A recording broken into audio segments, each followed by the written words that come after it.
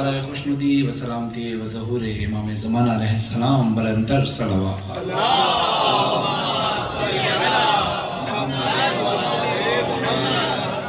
آپ تمام مبرمات کو ربیع الاول کا یہ بابرکت مہینہ بہت مبارک ہو، اور اس امام بارگاہ کے تمام اراکین کے لیے دعا گو ہوں، آپ تمام حاضرین کے لیے دعا گو ہوں کہ مالک آپ سب کی عبادت اپنی بارگاہ میں قبول و منظور فرمائے، اور خاص طور پر علی محسن ہاشمی صاحب کا شکریہ ادا کرتا ہوں کہ اس ثواب میں شامل ہونے کے لیے آپ کا ہمارے درمیان وسیلہ بنے، کہ میں پچھلے دنوں میں امریکہ میں تھا، لیکن ان کا بہت اصرار تھا کہ آپ یو کے ضرور آئیں، جہاں مومنین سننا چاہتے ہیں۔ میری خواہش بھی تھی یقیناً، اور پھر اس جرنی کو بیچ میں اسکپ کر کے اب میں نے دوبارہ امریکہ ہی جانا ہے، لیکن یہ آپ لوگوں کی محبت، علی محسن بھائی کی محبت ہے، اور یہی محبت ہی ہمارے اور آپ کے درمیان ایک بانڈنگ ہے، ورنہ میں آپ کو نہیں جانتا تھا، آپ مجھے نہیں جانتے تھے، لیکن یہ جو حسینیت کا رشتہ ہے یہ بڑا مضبوط رشتہ ہے۔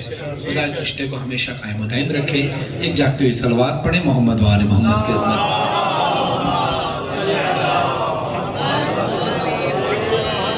مدح حاضر میں ایک کلام کی چند اشعار آپ کے حسین سماعتوں کا دیا۔ کاش میں دور پیمبر میں اٹھایا جاتا، پیمبر میں اٹھایا جاتا، بخدا قدموں میں سرکار کے پایا جاتا۔ اب ذرا صلوات پڑھتے ہوئے آپ لوگ ذرا تھوڑا سا آگے تشریف لیں۔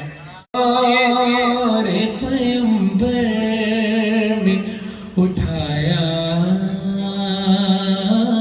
جاتا،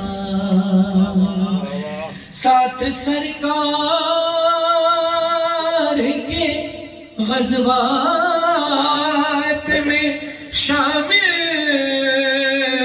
ہوتا، اور صرف شامل ہی نہیں ہوتا، ان کی نصرت میں لہو میرا بہایا جاتا۔ کاش میں دور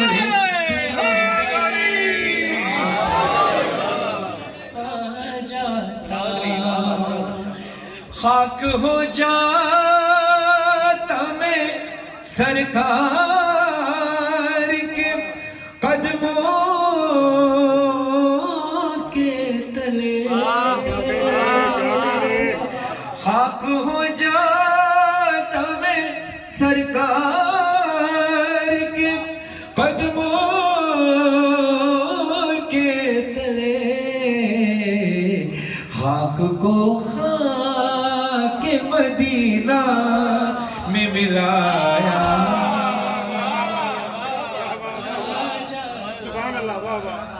اور جب خاک کو خاک مدینہ میں ملایا جاتا، اب یہ ذہن میں رکھے گا کہ مسجد نبوی ہے، اب یہ کچی ہے، اور ابھی جو آپ دیکھتے ہیں پہلے تھی کچی مٹی کی، اب جو آپ دیکھتے ہیں بہترین بنی ہوئی۔ ظاہر اس کا دورانیہ جو گزرا ہوگا، اس دوران مسجد کو پکا کرنے کے لیے سیمنٹ بھی لایا گیا ہوگا، یا اس دور کی جو بھی چیز ہوتی ہوگی، مٹی خاص طور پہ ہوگی، مٹی اور پانی تو ہوگا ہی۔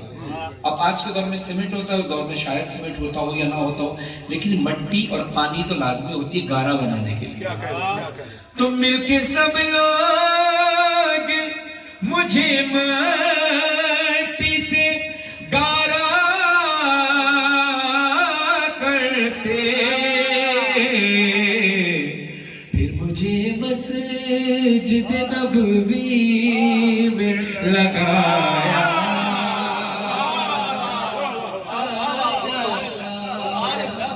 کاش میں دور پیمبر میں اٹھایا جاتا۔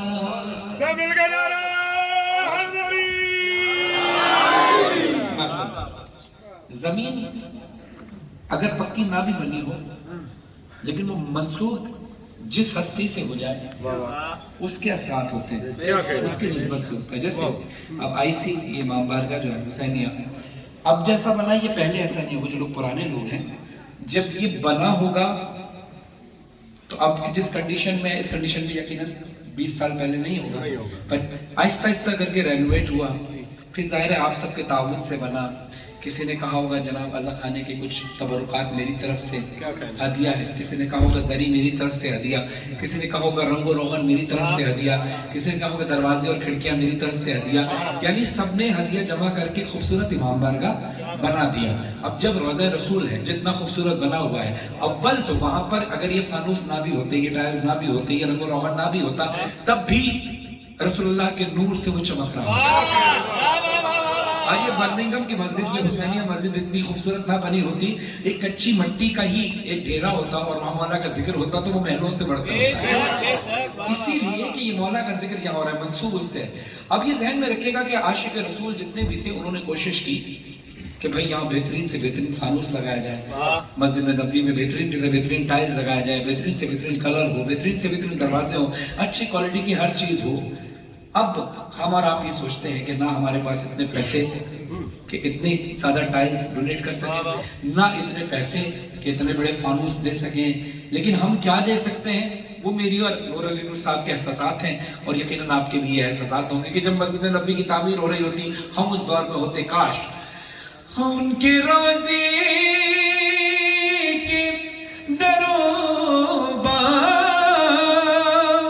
سجانے کے لیے، ان کے روزے کے دروں سجانے کے لیے روزنوں میں میری آنکھوں کو لگایا.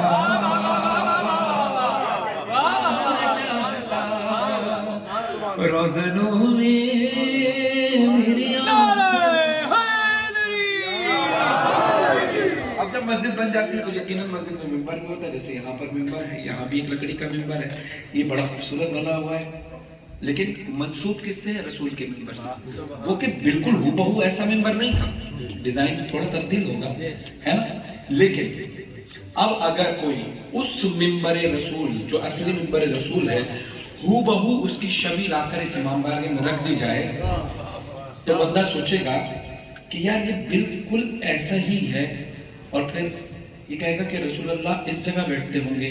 جیسے شبیہ، آپ روزے کی شبیہ سامنے ہے تو آپ یہی سوچتے ہیں نا کہ جب میں کربلا جاؤں گا تو یہاں ہاتھ لگاؤں گا، اس مینار پہ ہاتھ لگا کے زیارت کروں گا.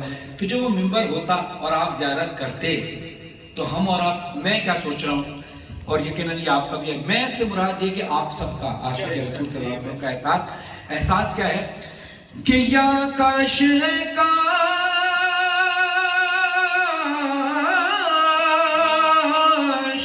کاش ہے کاش کاش ہے کاش میں ہوتا کوئی ایسی لکڑی جس کو سرکار کے ممبر میں لگایا جاتا، جس کو سرکار کے ممبر میں لگایا جاتا. کاش میں دور پیغمبر میں اٹھایا جاتا. اس کا ایک شعر ہے بڑا معنی خیز ہے، اس لیے میں اکثر میرا پڑھنے کا انداز یہ ہوتا ہے کہ میں ڈائریکٹ کلام ہی کلام پڑھوں، لیکن اس کے ایک ایک شعر میں ضروری ہے کہ ماحول بنایا جائے، بتایا جائے یہ شعر کس احساس پہ لکھا گیا ہے. اب جب اب اسٹیپ بائی اسٹیپ آتے ہیں، مسجد بن گئی، مسجد میں ممبر بھی ہے، اب رسول خدا صلی اللہ علیہ وسلم اللہم صلی اللہ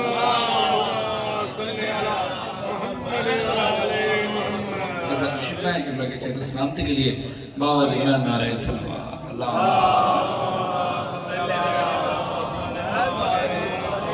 رسول خدا ممبر افروز ہوتے ہیں اور محفل نعت سجی ہوتی. ہر شخص اپنے اپنے طور پر، اگر آپ شاعر نہ ہوتے تو اپنی زمینوں سے اناج لے کر آ جاتے ہیں. اگر آپ شاعر نہ ہوتے تو آپ جو بھی کاروبار کرتے ہیں اس میں حق حلال کی کمائی میں سے جو بھی آپ ہدیہ لاتے ہیں رسول اللہ کی بارگاہ میں، جیسے آپ کربلا جاتے ہیں، مدینہ جاتے ہیں تو ہدیہ کے طور پر کچھ نہ کچھ لے کے جاتے ہیں. اسی طرح جو لوگ شاعر ہوتے ہیں وہ ظاہر ہے اپنی نعت رسول اللہ کی شان میں لکھی ہوئی نعت لے کر آتے ہیں. منقبت خان آتے، نعت خوان آتے، وہ نعت کا نذرانہ پیش کرتے. یقیناً اس سے بہتر ہمارے پاس کوئی اور تحفہ ہے ہی نہیں. یہ بات طے رکھیں، یہ بات ذہن میں رکھیں. اب یہ شعر سننے سے پہلے اس بات پہ غور کیجئے گا کہ ابھی میں اس محفل میں یہاں اس دنیا میں برمنگھم کے اندر، UK کے اندر حسینیہ مسجد میں پڑھ رہا ہوں. یہ محفل آج ہو رہی ہے، لیکن اس محفل کے اندر میرے پڑھنے کا دورانیہ ایک ہی بار ہے. یعنی ابھی میں پڑھوں گا، میرے بعد مولانا پڑھیں گے. اب مولانا کے بعد دوبارہ میں نہیں پڑھوں گا کم سے کم اس محفل میں، ٹھیک ہے نا. مولانا پڑھیں گے تو اس کے بعد یہ اگلی کسی محفل یا مجلس سے پڑھیں گے. تو اب محفل کا اصول کیا ہے کہ ایک ایک بار سب کی باری آتی ہے، ٹھیک ہے. اب ہم نے چاہا، ہم نے سوچا کہ رسول اللہ صلی اللہ علیہ وسلم کی زیارت ہوتی ہے، ان کی محفل میں جائیں. ایک ہی بار کیوں، بار بار کیوں نہ جائیں. اب ہم نعت خوان بن کے جائیں گے تو ایک بار باری آئے گی. آپ تحفہ لے کے جائیں گے، اپنا تحفہ دیا، جی آپ بیٹھ گئے، دوسرے کی باری ہے. شاعر ہوگا وہ اپنا کلام لے کر جائے گا، ایک بار باری آئے گی، سنائے گا. اب بار بار آنے کا ایک طریقہ ذہن میں آیا. اللہ قبول فرمائے.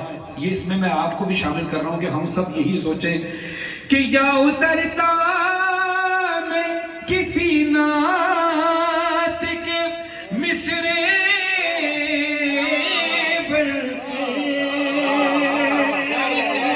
یا اترتا میں کسی نعت کے مصرے پر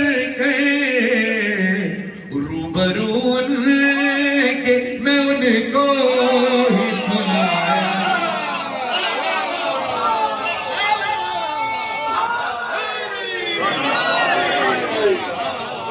روبرو کے میں ان کو ہی سنایا.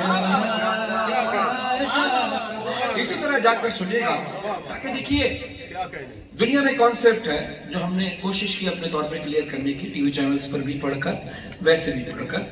جب دیکھیں جو چیز پیار سے، جو کام پیار کرتا ہے نا وہ کام دشمنی نہیں کرتا ہے نا. ہم نے کوشش کی ان لوگوں تک، دیکھیں کچھ لوگ تو وہ ہیں جو مائنڈ سیٹ کرتے ہیں لوگوں کا کہ یہ شیعہ ہے، یہ سنی ہے، یہ دیوبندی ہے. پہلے یہ سوچو کہ یہ انسان ہے، پہلے سوچو یہ مسلمان ہے، بعد میں شیعہ مذہب کوئی نہیں ہے، سنی مذہب نہیں ہے. یہ مذہب ہمارا اسلام ہے. یہ نظریات کے نام ہے کہ ہم علی کے شیعہ ہیں. وہ کہتے ہیں ہم سنت پر عمل کرتے ہیں تو ہم سنی، تو سنت پر جو عمل کرے وہ سنی، علی سے جو پیار کرے وہ علی کا شیعہ ہے، ٹھیک ہے. اب اسی طرح ہم نے یہ چیز کوشش کی ٹی وی چینلز پر بھی اور ویسے بھی جا کے اپنے دوستوں سے مل کے کہ بات ذہن میں رکھیں. لوگوں نے مائنڈ سیٹ کیا ہوا ہے کہ نعت پڑھنا صرف سنیوں کا کام ہے، حمد پڑھنا صرف دیوبندیوں کا کام ہے، نعت و منقبت اور نوحہ خوانی کرنا صرف شیعوں کا کام ہے. جبکہ آپ اگر برادران سنت کی محفلوں میں جائیں تو ان کے یہاں بھی منقبت بھی پڑھی جاتی ہے، سلام بھی پڑھے جاتے ہیں. یہ الگ بات ہے کہ جیسے ہم ماتم کرتے ہیں وہ ماتم نہیں کرتے، لیکن وہ گریہ کرتے ہیں، آنسو بھی بہاتے ہیں. کچھ آنسو نہیں بہاتے، کچھ آنسو بہاتے ہیں، لیکن عقیدت رکھتے ہیں. یہ نہیں ہے کہ صرف شیعہ ہی ذکر کرتے ہیں. اور اسی طرح یہ کہیں نہیں ملتا کہ ہمارے ہاں جو فقہ جعفریہ میں کہ نعت کی محفلیں نہیں ہوتی. اکثر لوگ یہ کہتے ہیں اور میں اپریشیٹ کرتا ہوں آپ لوگوں کو سب کو کہ آپ اسی انداز سے، جس انداز سے آپ رجب میں مولا کا جشن مناتے ہیں، اسی انداز سے جس انداز سے آپ شعبان کا جشن مناتے ہیں، اسی طرح سے آپ نے رسول اللہ صلی اللہ علیہ وسلم کا جشن سیلیبریٹ کیا ہے. اور یہی حق ہے اس بات کا کہ ہم علی کا جشن منائیں. وہ علی کہ جس کا جشن منائے تو آسمان زمین پر آ جائے، تو پھر اس کے آقا کا، جس کو مولا علی کہتے ہیں کہ میں محمد کے غلاموں میں سے غلام ہوں، تو پھر اس کے آقا کا جشن کیسا ہونا چاہیے. تو یہ آپ نے اسی انداز سے سننا ہے جیسے آپ رجب میں سنتے ہیں، جیسے آپ شعبان میں سنتے ہیں. کیوں؟ کیونکہ اس کی وجہ یہ ہے کہ آپ ان محفلوں کی رونق کو نہ بڑھائیں گے تو پھر ان محفلوں میں لوگوں نے آنا نہیں ہے. پھر لوگ یہ کہیں گے جی بہت خاموشی سے، نعت کی محفل تو خاموشی سے ہوتی ہے. ہوا کیا ہے ہم سمیت بہت سارے لوگوں نے اس پر پہلے ورک نہیں کیا تو اتنا منظر عام پر نہیں آیا. اب ہماری کوشش ہے کہ ہم خود بھی اور ہماری آنے والی نسلیں بھی ہر معصوم کا جشن بھی منائیں اور ان کی شہادت پر ان کی مجلس بھی برپا ہو. تو اس سے ہوگا یہ کہ ہمیں معصومین کے بارے میں پتہ چلے گا. یہ بات واضح ہے کہ غم حسین ہر معصوم نے اپنے غم کو غم حسین سے منسوب کیا، لیکن کس معصوم کے ساتھ کیا پریشانی گزری، کن مصائب سے گزرے، وہ پتہ ہونا ہمارے پاس ضروری ہے. خیر بات لمبی ہو رہی ہے، میں چھوٹے بچے یہاں زیادہ بیٹھے ہیں تو اس لیے میں یہ ساری باتیں کر رہا ہوں. اور اگر جن بچوں کو اردو خاص سمجھ میں نہ آ رہی، آپ اپنی ذمہ داری سے ان کو ٹرانسلیٹ کر کے آپ ضرور سمجھا دیں گا کہ میں یہاں پر کہہ کر کے آ گیا ہوں. اب دیکھیے میں نے کلام پڑھا، یہ ہمارے بہت سارے مومنین کی اور ہمارے برادران اہل سنت جو آتے ہیں ان کی فرمائش ہے. یہ کلام کچھ کلام ایسے ہوتے ہیں کہ جو خود انسان نہیں لکھتا بلکہ لکھوائے جاتے ہیں، یعنی کچھ خاص کلام ہوتے ہیں، ورنہ تو ہر کلام مولا کی اجازت کے بغیر نہیں لکھا جاتا. امام رضا فرماتے ہیں کہ جب بھی کوئی شاعر قلم اٹھاتا ہے تو لفظ پہلے ہمارے دروازے پر اجازت لینے آتے ہیں، ہم اجازت دیتے ہیں تو شاعر کے قلم پر آتا ہے. چشم دور پیمبر میں اٹھایا جاتا.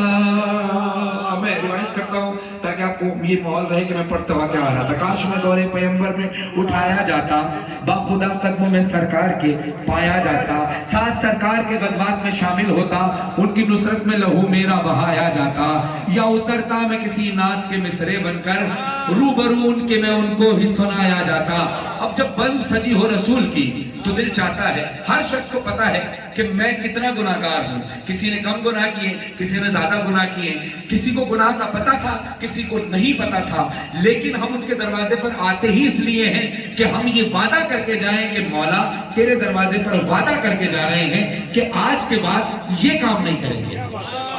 تو یہ ہے توبہ، یہ توبہ کا طریقہ ہے. اب اس کو مد نظر رکھتے ہوئے ذہن میں رکھیے کہ رسول خدا صلی اللہ علیہ وسلم کی حسین اور سخی محفل سجی ہو. لایا جاتا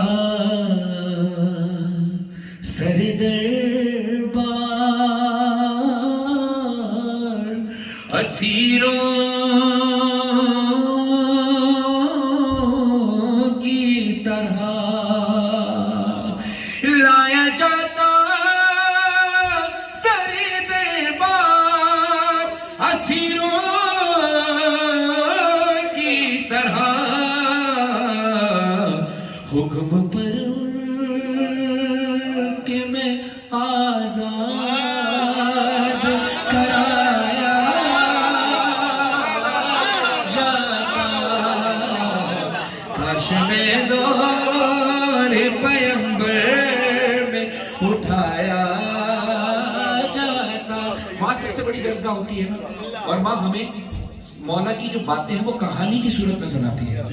یعنی ہمیں لٹریچر میں یا جس طرح سے علماء کرام کی کتابیں لکھی ہوتی ہیں خاص اردو میں یا خاص انگلش میں، اس طرح تو نہیں بتاتی کیونکہ بچہ نہیں سمجھ پائے گا، وہ اسٹوری بنا کر سمجھاتے ہیں. اور پھر ہم اپنا حصہ ہر جگہ رکھنا چاہتے ہیں، اس لیے ہوتے اس دور کا قصہ کوئی نور و فرحان، ہوتے اس دور کا قصہ کوئی نور و فرحان. آج کے دور میں بچوں کو پڑھایا جاتا، آج کے دور میں بچوں کو پڑھایا جاتا. ایک صلوات پڑھے محمد.